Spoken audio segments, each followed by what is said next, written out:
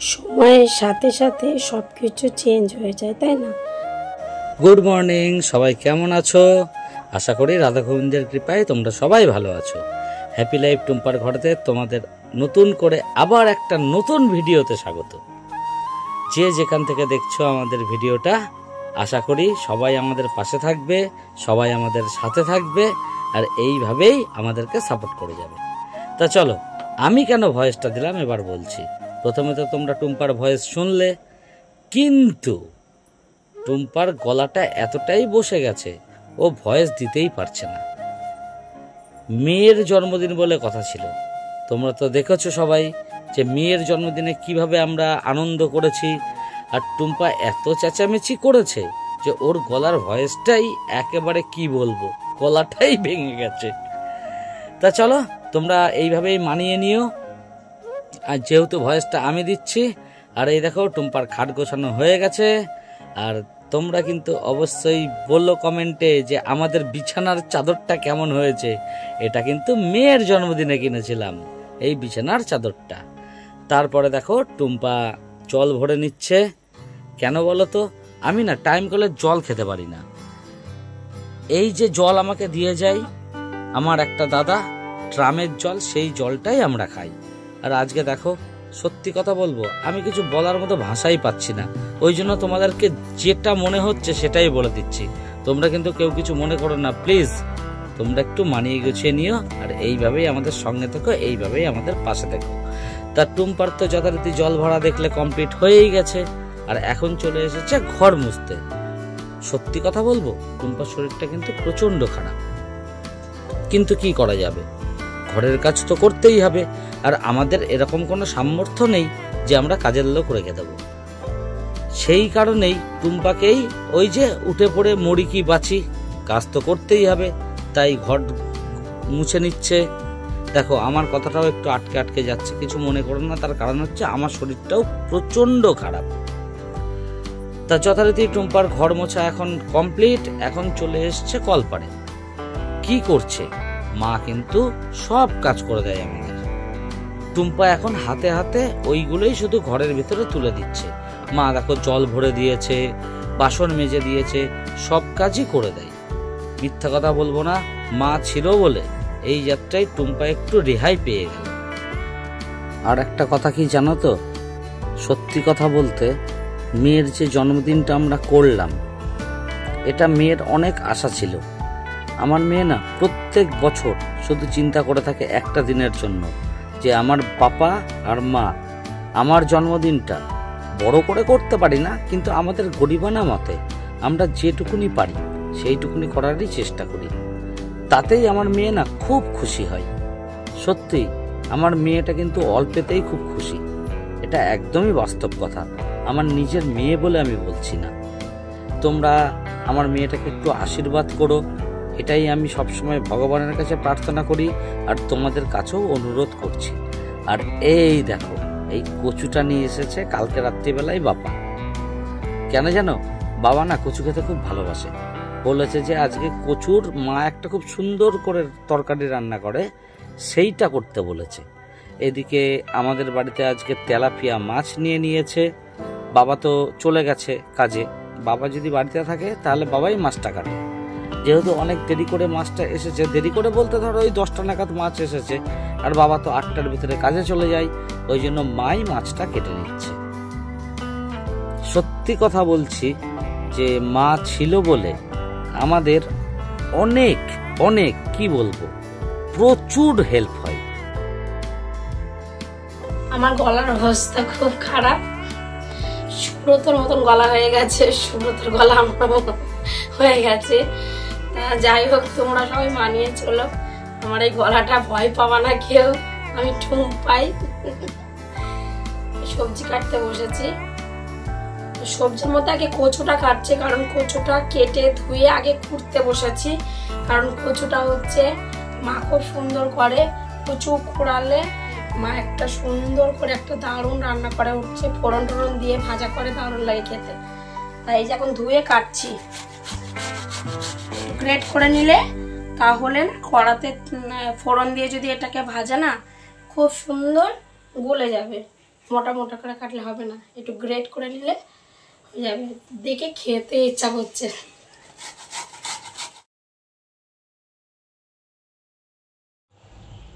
আর এই দেখো টুম্পার আঙুলে কি হয়েছে, এর আগের দিন বললাম না কেটে গেছে। এই দেখো মেয়ের বার্থডেতে টুম্পার আঙুলটা ওই সবজি কাটতে গিয়ে এরকম ভাবে কেটে গেছে জানো। এই জাস্ট পুজো দিয়ে উঠলাম,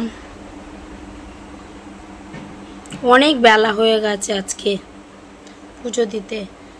এই মাকে সবজি কেটে দিলাম, স্নান টান করলাম, করে ঠাকুরের থালা বাসন মেজে ফুল তুলে তারপরে ঠাকুরকে পুজো দিলাম। এখন বাজে হচ্ছে 3টে। এখন হলো আমার গোবিন্দকে খাওয়ার দেওয়ার সময় আমার। কি করব, জন্মদিন গেল তো এক এক করে কাজ করছি, একবারে তো এত কাজ করতে পারি না। মা আমি, তাও তো মা অসুস্থ হয়ে পড়েছে আবার। যাই হোক, পুজোটা তো আমার দেওয়া হলো। আর এইদিকে আমাদের লাঞ্চের টাইম তো হয়েই গেছে। তা চলো কি রান্না হয়েছে। ভাত হয়েছে, আর এই দেখো মা যে ওই কচুর তরকারি রান্না করেছে সেইটা হয়েছে। আর এদিকে ভেন্ডি দিয়ে আলু দিয়ে সর্ষে হয়েছে। আর ওই যে দেখলে না মা মাছ কাটছিল, এই সেই তেলাপিয়া মাছটা রান্না হয়েছে। আর দেখো মা, আমি, মেয়ে, টুম্পা সবাই মিলে আমরা খেতে বসে পড়েছি। আর সত্যি কথা বলতে কি বলতো, আমরা না একসাথে না খেলে আমাদের এক ফোঁটাও ভালো লাগে না। এইটা আমাদের বাড়িতে একদম প্রথম থেকেই আমরা যখন খেতে বসি সবাই মিলে একসঙ্গে খাই জানো তো। আর এই দেখো সোজা চলে আসলাম এবার কিসে, তোমরা তো থাম্বনেল দেখে বুঝতেই পেরেছো, গিফট আনবক্সিং।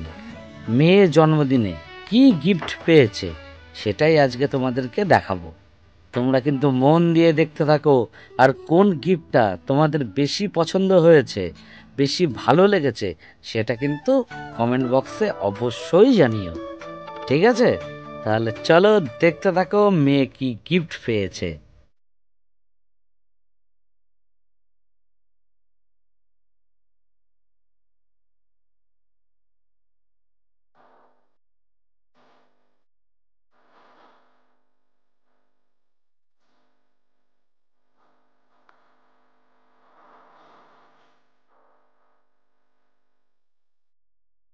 আর সব থেকে বড় কথা কি জানো, কে কি গিফট দিয়েছে সেইটা কিন্তু কোনো বিষয়ই না, কিন্তু এই যে মেয়েটা তো একদমই ছোট, কেউ কিছু দিলে না খুব আনন্দ পায়। এই যে দেখো কত আনন্দের সঙ্গে গিফটগুলো খুলছে, আমাকে বলছে পাপা একটু দেখি না, একটু দেখি না কে কি দিয়েছে। ওর কিন্তু নিজেরও মনে নেই যে ওকে কে কি দিয়েছে, কিন্তু ও তো দেখেনি, সবই তো প্যাকেটের মধ্যে ভরা। খুলে খুলে দেখছে, আর তোমরা বিশ্বাস করো ভীষণ আনন্দ পাচ্ছে আমার মেয়ে। আর ওই দেখো গুবলুও সঙ্গে বসে রয়েছে। আর এইটা দিয়েছে আমার মেয়ের বান্ধবীরা, ওই যে দেখলে না যারা বিকেলবেলায় ওর বেলুন সাজিয়েছে, টোটাল ডেকোরেশনটা করেছে, মেয়ের ফটোটা গিফট করেছে ওরা। সত্যি মেয়ের বান্ধবীরা না আমার মেয়েকে খুব ভালোবাসে, এটা একদমই বাস্তব কথা। তাহলে তোমরা দেখতে থাকো, সঙ্গে থাকো, পাশে থাকো, এইভাবে আমাদের সাপোর্ট করতে থাকো। নতুন বন্ধু পুরনো বন্ধু সবাইকে আমাদের পরিবারে স্বাগত। তাহলে চলো, তোমরা কিন্তু কমেন্টে অবশ্যই জানিও তোমাদের গিফটগুলো কেমন লেগেছে। এটা কিন্তু তোমাদের কাছ থেকে আমরা আশা করতেই পারি, তাই না বলো? কেন বললাম বলো তো, কেননা তোমাদের সবাইকে আমরা আমাদের নিজের পরিবারের লোক বলে মনে করি।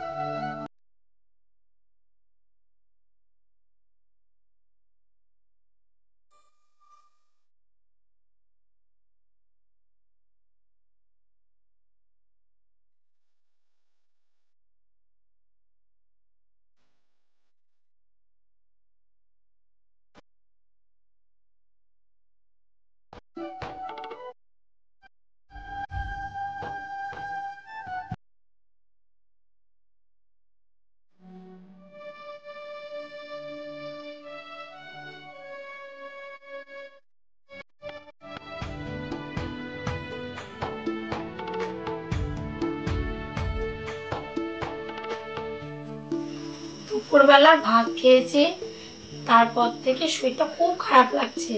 মাঠে গেছিলাম ঘুরতে, দেখলাম গাটা পাকাচ্ছে, মাথাটা প্রচন্ড ঘুরছে। বাড়িতে এসে সন্ধ্যেটা দিয়ে শুয়ে পড়েছি। তারপর একটু বমি করলাম, শরীরটা একটু ভালো লাগছে, কিন্তু প্রচন্ড পরিমাণে অ্যাসিডিটি হয়ে গেছে। এই জন্য একটা ইনো নিয়ে আসলাম, এখন ইনোটা খাবো, খেয়ে দেখি কি হয়। শরীরটা অবশ্য বমি করে, কিন্তু শরীরটা সত্যিই ভালো লাগছে, আগের থেকে অনেকটাই ভালো লাগছে। এখন একটু ইনো খাই, গ্যাসের ট্যাবলেটটা ভালো লাগছে না খেতে।